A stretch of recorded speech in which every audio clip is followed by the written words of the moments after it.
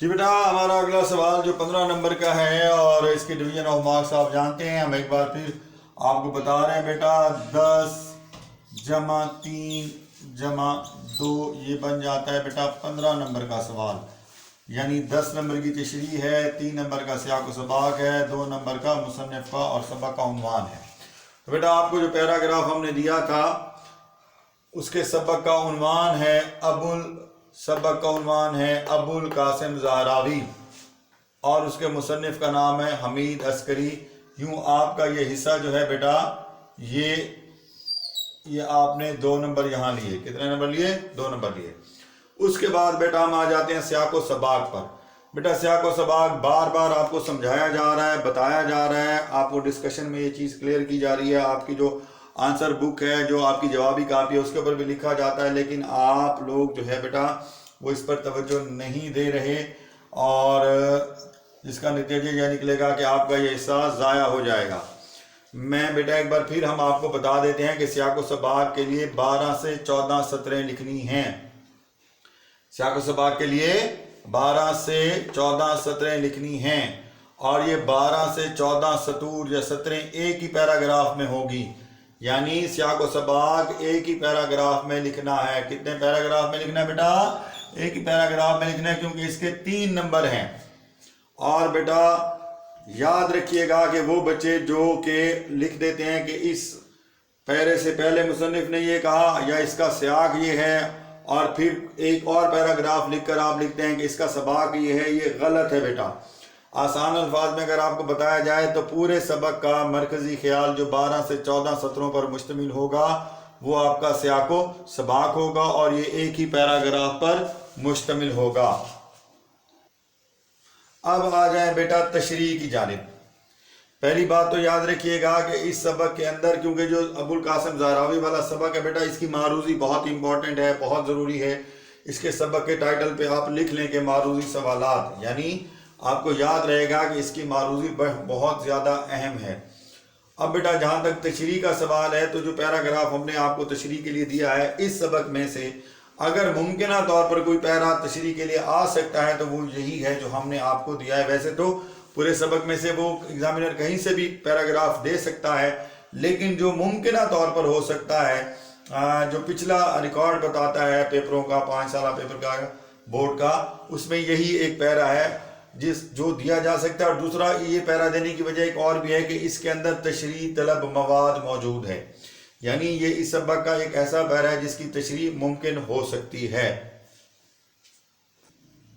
अच्छा बेटा याद रखिएगा कि इबारत की तशरीह करते हुए आप, तशरीह का मतलब होता है बात की वजाहत करना, बात को तफसील के साथ बयान करना, और हमेशा इम्तहानी पर्चे में वही इबारत दी जाती है जिसके अंदर मवाद ऐसा हो कि जिसकी वजाहत मुमकिन हो सकती हो। यानी एग्जामिनर कभी भी तालिब इल्म को जो है वो उलझन में नहीं डालता, बल्कि वो ऐसी इबारत देता है कि जिसको तालिब इल्म बहुत आसानी के साथ, वजाहत के साथ, फसाहत के साथ बयान कर सके। आप अपनी तशरीह को पुरअसर बनाने के लिए या अपने दलाइल को मजबूत करने के लिए कि जो पैराग्राफ आपको समझ में आया है आपके मुताबिक जो उसकी तशरीह बनती है, आप उससे मुतल्लिका यानी रिलेटेड जो उससे मिलती हों, उस बात की तायीद करती हों, आयात का इस्तेमाल करते हैं, अहादीस का कर सकते हैं और अक़वाल का भी इस्तेमाल कर सकते हैं।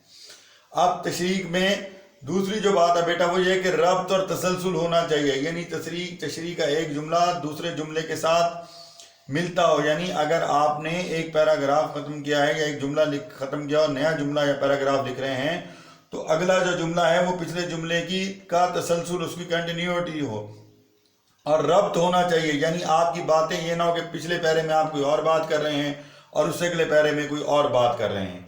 और सबसे अहम बात बेटा ये है कि आपकी तशरीह इबारत के मुताबिक होनी चाहिए। किसके मुताबिक होनी चाहिए?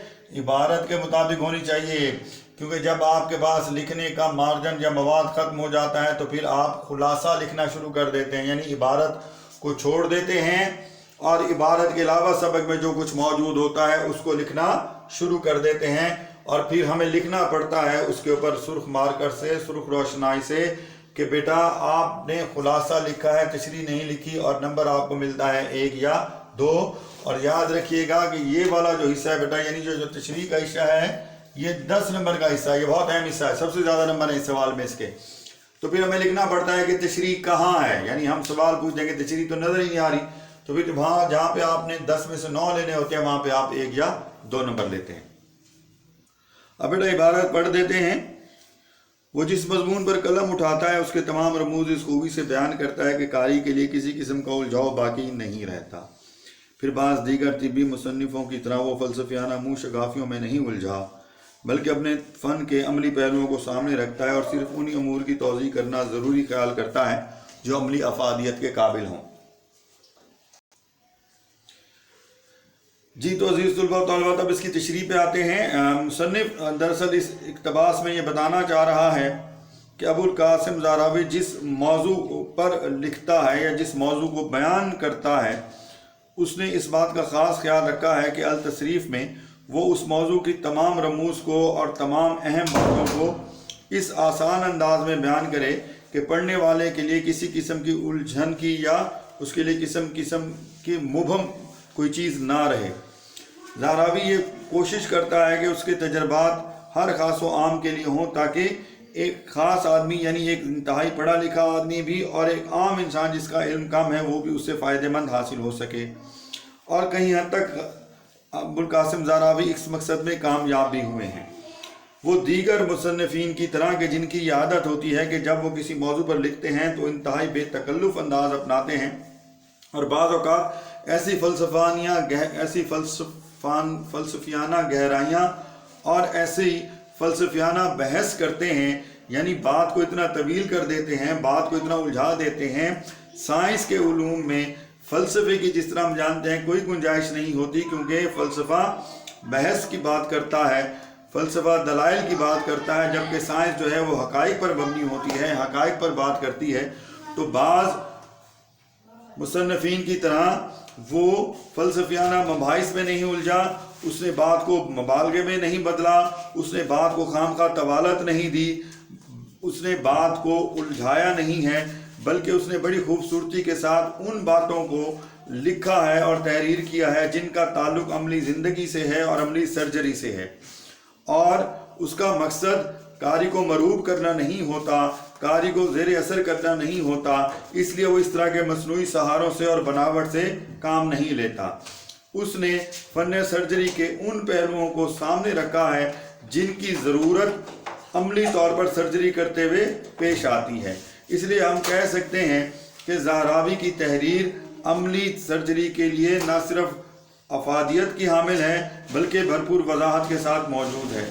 یوں زاراوی کا مقصد زندگی اور دکھی انسانیت کی خدمت اور بھلائی تھا، اس لیے اس نے محض عملی زندگی میں کام آنے والی معلومات جو اس نے اپنے تجربات اور مشاہدات سے حاصل کی تھیں ان کو اپنی کتاب میں ایک نہایت آسان اور عام فہم زبان میں استعمال کیا ہے، اور یہی تصریف زاراوی کا ایک انتہائی اہم کارنامہ ہے۔